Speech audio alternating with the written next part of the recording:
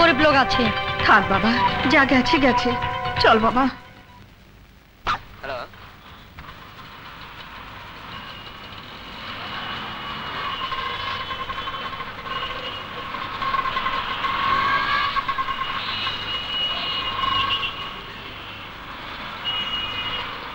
মা খিদা লেগেছে। মুড়ি খাবি?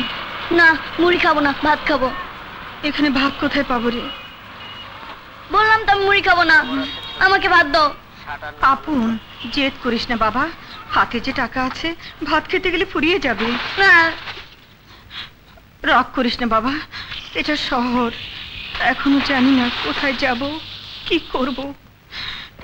স্বপন যা তো বাবা, এই এই টাকাটা নিয়ে কিছু পাওয়া যায় কিনা দেখ।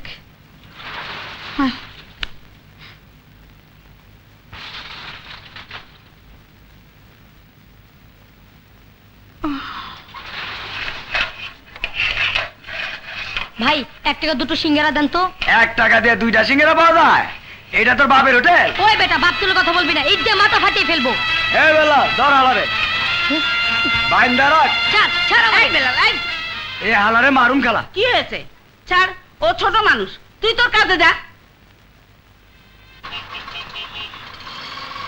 তোর বাড়ি কোথায়? আলমডাঙ্গা। থাকিস কোথায়? ঢাকায় আজই এসেছি, আমার সাথে আমার মা আর ছোট ভাই আছে। চল দেখি তোর মা কোন জায়গায়। এই নে মা, 1 টাকা দিয়ে ঢাকা শহরে কিছু পাওয়া যায় না।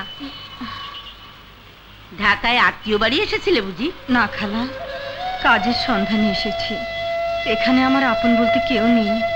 এত বড় শহরে এভাবে তোমাদের আসা ঠিক হয়নি। স্বামী বুঝি তালাক দিয়েছে? না খালা না, বছর 2 হলো উনি মারা গেছেন।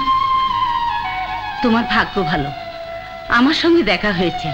আমি তোমাকে কাজ ঠিক করে দেবো, থাকার জায়গাও আমি দেবো, কিন্তু কন্ডিশন আছে।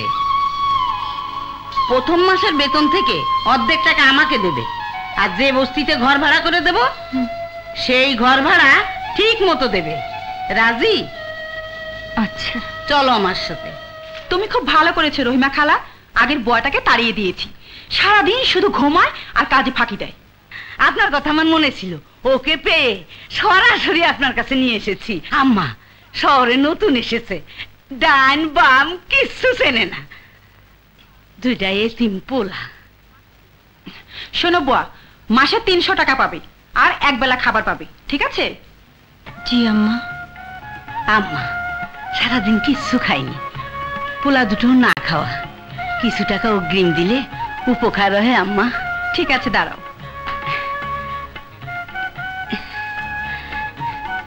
এই ঠিকঠাক মতো কাজ করবা, ফাঁকি দিবা না। আচ্ছা নাও, নেও। ভালো করে কাজ করবে, ফাঁকি দিও না কিন্তু। আচ্ছা আসি আম্মা, ও কাল সকাল থেকে কাজে লেগে যাবে। এই চল চল। এই যে এই ঘরটা খালি পড়ে আছে, আজ থেকে তুমি তোমার পোলাপান লইয়া এই ঘরেই থাকবা। জি খালা। আর একটা কথা, বস্তির পোলাপানটা খুব একটা ভালো না, তোমার পোলা 2টার দিকে একটু নজর রাখো। আচ্ছা।